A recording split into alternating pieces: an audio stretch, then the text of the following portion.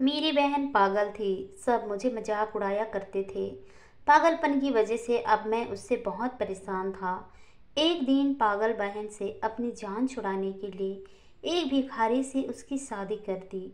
अब मेरी उससे जान छूट गई थी। एक दिन मैं काम कर रहा था और एक बड़ी सी गाड़ी मेरे पास आकर रुकी। देखकर मेरी आंखें फटी की फटी रह गई। उसमें मेरी पागल बहन। मेरा नाम राजन है। हम दो भाई बहन थे। हमारी बहुत अच्छी और खुशियाँ भरी जिंदगी गुजर रही थी। कभी सोचा नहीं था कि कुछ ऐसा भी हो जाएगा कि यह खुशियाँ पल भर की मेहमान बन जाएंगे और सारी जिंदगी खुशियों की रात ताकते गुजर जाएगी। कुछ दिनों से हमारे इलाके में कुछ ऐसी बातें हो रही थी कि उनको सुनकर बात करने वालों को उसी वक्त जमीन में गाड़ दिया जाता था। कोई समझ में नहीं पा रहा था कि कुछ लोग मिलकर धोखाधड़ी कर आपस में लड़वाने का साजिश कर रहे थे और हम न चाहते हुए भी साजिश का हिस्सा बन गए, जिससे हमारा वास्ता ही नहीं था। एक दिन हम सब बैठे मजाक कर रहे थे। मेरी छोटी बहन, जिसमें मेरी जान बसा करती थी, वह मुझे फरमाइश कर रही थी कि राजा, मुझे बांसुरी बहुत पसंद है, किसी दिन ला देना। अभी बात ही कर रहे थे कि बाहर किसी के लड़ने झगड़ने की आवाज़ सुनाई दी। बाबा ने कहा कि तुम लोग बैठो, मैं देख कर आता हूँ, लेकिन मैं बाबा के पीछे ही बाहर निकल गया। कुछ लोग एक दूसरे से बहस कर रहे थे, पर बातें इतनी बढ़ गई कि नौबत गोलियां चलने तक आ गई। बाबा उनको रोक रहे थे, लेकिन किसी ने जानबूझकर बाबा को गोली का निशाना बनाया और बाबा को गोली लगती हुई मेरी बहन के पहुंच गई।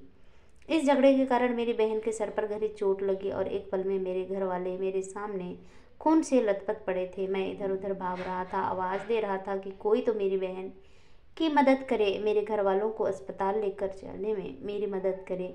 फिर एक कम उम्र लड़का किसी को अपने साथ लिए मेरी तरफ दौड़े आ रहा था। फिर उनकी मदद से बाबा और मेरी छोटी बहन को अस्पताल पहुंचाएगा, लेकिन अस्पताल पहुंचने में हमें देर हो चुकी थी और बाबा हमें छोड़कर दुनिया से चले गए। मेरी बहन आईसीयू में थी, उसके सर पर गहरी चोट आई थी और डॉक्टर हमें दिलासा दे रहे थे। मैं अपने बाबा को तो खो चुका था, लेकिन बहन को खोने की मुझ में हिम्मत नहीं थी। 3 दिन बाद मेरी बहन को होश आया था।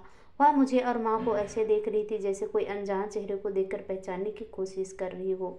मैंने कहा कि छोटी, क्या हुआ, तुम ठीक हो ना? इस तरह मुझे घूरे क्यों जा रही हो? कि मैं कुछ और डॉक्टरों को बुलाने के लिए भागा। डॉक्टर मेरी बहन को कह रहे थे कि बच्चे देखो, यह आपके भाई और आपकी माँ है। मैं दीवार से लगा जब मेरी बहन हंसने लगी और तालियां बजाने लगी। मेरी माँ मुझे गले लगाकर रोने लगी। मैंने कहा कि नहीं, ऐसा नहीं हो सकता, मेरी बहन को कुछ नहीं हो सकता। कुछ और हॉस्पिटल में रहे, फिर बहन का जख्म ठीक हो चुका था। मैंने डॉक्टर से कहा, मेरी बहन की हालत कब तक ठीक हो जाएगी? डॉक्टर ने कहा कि देखिए, हमारे बस में था, हमने इलाज कर दिया, लेकिन आपकी बहन के इलाज में बहुत भारी रकम चाहिए। उसका इलाज नहीं हो सकता और इलाज के बाद भी यह नहीं कहा जा सकता कि यह बिल्कुल ठीक हो सकती है या नहीं। उस वक्त मैं खुद को बहुत बेबस पाया था। मुझे अपनी जान जाते हुए महसूस हुई थी।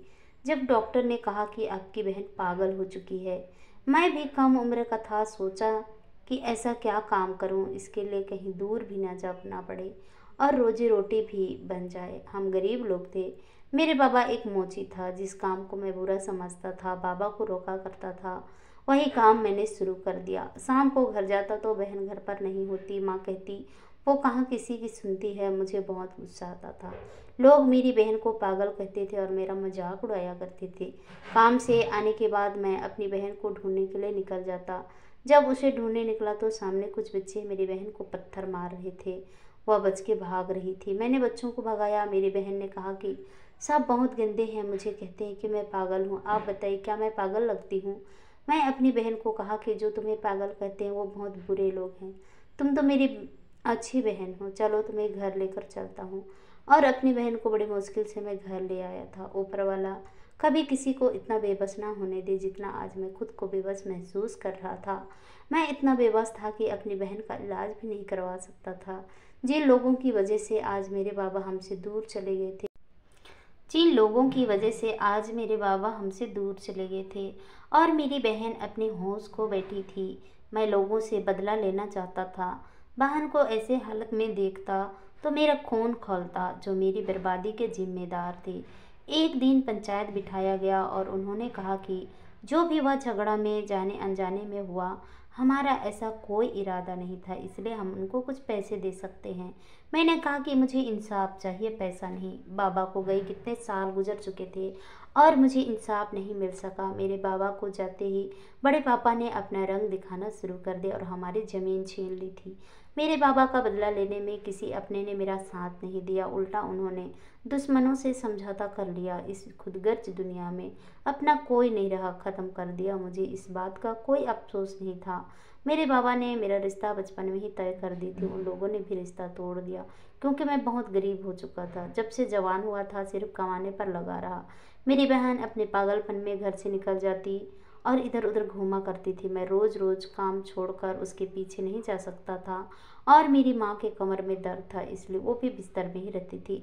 जब मैं काम से वापस घर आता तो लोग हम पर कहते कि अपनी पागल बहन को घर में बांध के रखो, किसी दिन किसी गाड़ी के नीचे आ गई तो क्या करोगे। उनकी बात से मेरे दिल को बहुत चोट लगता था। अब मैं कैसे बताऊं कि जवान बहन को मैं कैसे बांध के रख सकता हूँ। मैं शाम को घर आकर अपनी बहन के पास बैठता, उससे बातें करता और वह मुझे अनजान समझकर कहती, आप कौन हैं? मैं कहता कि मैं तुम्हारा भाई जिसे तुम राजा कहती थी। वह कुछ देर खामोश थी, फिर हाथ हिलाकर हंसने लगती। उसकी हालत थी कि ख़त्म होने का नाम नहीं लेती। बहन की हालत देखकर माँ भी इस दुख की वजह से बीमार रहने लगी थी।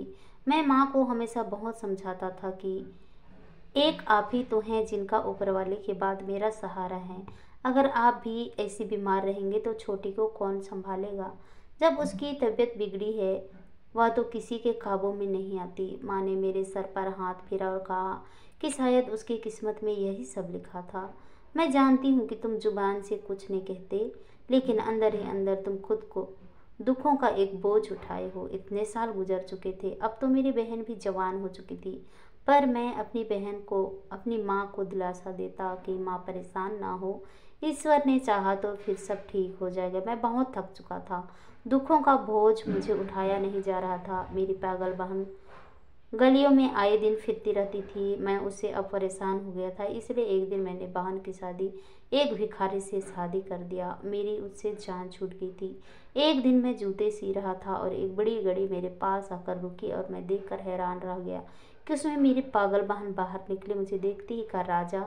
मैं आ गई। मुझे अपनी आंखों पर यकीन नहीं आया। मैं अपनी आंखें मलने लगा, शायद मैं कोई सपना देख रहा हूँ। मेरी बहन ने कहा कि राजा, यह मैं हूँ, आपकी छोटी बहन रानी। मैं खुशी से रोने लगा। मेरी बहन ठीक हो चुकी थी। बहन से पूछा कि तुम इस गाड़ी में कैसे हो? लड़का कौन है? उसने कहा, राजा पहले घर चलो कि सारी बातें यहीं पूछोगे। मैं उनको लेकर घर आ गया। मैं इतना खुश था कि अभी भी सब सपना लग रहा था। मैं बार बार अपनी बहन की तरफ देखकर रो रहा था और ऊपर वाले को शुक्रिया अदा करता था। मेरी बहन ने चुपके से जाकर माँ की आंखों पर हाथ रख, माँ तो माँ होती है ना, वह हाथों को छूते पहचान लिया और कहा, रानी तुम रानी हो ना? मेरी माँ ने बहन का कभी हाथ को चूमती और कभी माता। इतने सालों बाद मेरी बहन बिल्कुल ठीक होकर हमारे सामने थी। मैं और माँ रानी को देखकर इतना खुश थे कि जो लड़का उसे लेकर आया था उससे बात करना भी याद नहीं रहा। शायद इसलिए कितने सालों में कोई खुशी नहीं मिली थी। मेरी माँ ने बहन से कहा कि ये लड़का कौन है? बहन ने कहा कि माया मेरा पति है, लेकिन जब तुम्हारी शादी की वह तो एक भिखारी था। फिर यह सब? इस लड़के ने कहा कि भाई आप ठीक कह रहे हैं, जब आपसे मिला था तो मुझे भिखारी बनकर आना पड़ा, क्योंकि अगर मैं इस हालत में आता तो आप कभी रानी की शादी मुझसे ना करते। मैं रानी को पसंद करता था। अगर अपनी असल शक्ल, सूरत और हैसियत में आपकी बहन का हाथ मांगता तो आप मना कर देते। मैंने कहा कि तुम कौन हो, किसके बेटे हो और मेरी बहन को कैसे ठीक हो गई? उसने कहा कि मैं सब बताता हूँ, अब परेशान ना हो। दरअसल जब मैं रानी को अपने साथ लेकर गया तो उसे फ़ौरन अस्पताल में भर्ती कराया और उसका इलाज शुरू हो गया। बहुत दिनों तक उसका इलाज चला और एक दिन ऑपरेशन हो रहा था और मेरे दिल की धड़कन तेज़ हो रही थी। कुछ नहीं पता था कि क्या होगा। फिर डॉक्टर से कहा कि मुबारक हो, ऑपरेशन कामयाब रहा। इसके बाद जब मैं डरते डरते रानी की तरफ देखने लगा कि पता नहीं वह क्या बोलेगी, ठीक भी हुई या नहीं, लेकिन जब रानी ने कहा कि तुम कौन हो, मेरी माँ और राजा, वह सब कहाँ हैं? मैं यह सुनते ही खुशी से रो पड़ा। मुझे रोते हुए देखकर रानी ने कहा, कि तुम कौन हो और रो क्यों रहे हो। मैंने कहा कि तुम्हारा पति। रानी ने कहा, यह कैसे हो सकता है। मैं राजा से पूछती हूँ, तुम झूठ बोल रहे हो। रानी को यकीन नहीं आ रहा था। मैंने कहा कि जब मेरी तुमसे शादी हुई उससे पहले तुम अपना याददाश्त खो बैठी थी। तुम्हारा भाई अकेला था, तुम्हारे अपनों ने भी उसका साथ छोड़ दिया। तुम्हारे भाई ने बहुत कोशिश की कि कैसे भी करके वह तुम्हारा इलाज करवा सके, लेकिन पैसों की वजह से वह इलाज नहीं करवा सका। और मैं सब जानता था, इसलिए सोचा कि इस भेष में जाऊंगा तो तुम्हारा भाई मुझे इनकार नहीं करेगा, क्योंकि जिन लोगों ने तुम्हारे बाप को मारा था उसने मेरे खानदान वालों के भी धोखे से भेजा गया था। आप कभी हमारी शादी न करते। फिर रानी ने कहा कि मुझे अभी राजा से मिलना है। मैंने कहा कि तुम पहले ठीक हो जाओ, फिर तुम्हें तुम्हारे घर लेकर चलूँगा। और देखिए, आज आपकी बहन आपके सामने है। फिर उस लड़के ने माँ की तरफ देखते हुए कहा, मेरी माँ का नाम तुलसी है। मेरी माँ ने अपनी पसंद से शादी की थी। वह शादी भी अपने खानदान में की थी, लेकिन खानदान वालों ने खानदान से निकाल दिया। मैं उसी औरत का बेटा हूँ।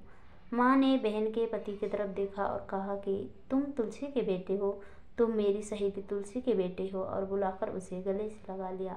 फिर बहन के पति ने कहा कि यह आपकी अमानत है। मैंने कहा कि कौन सी अमानत।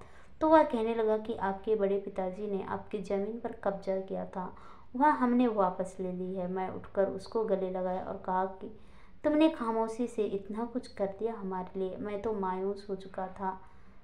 मैं शहर चला गया, वहाँ ज़मीन के पैसों से घर खरीदा और अपना कारोबार शुरू किया, जो बहुत कामयाब रहा। अभी सोचा भी नहीं था कि मेरे दिन भी बदलेंगे। मेरी शादी उसकी बहन से हो गई, जो अपने भाई की तरह बहुत अच्छी और सुलझी हुई लड़की थी। मैं एक कामयाब इंसान बना और हम सब बहुत खुश हैं।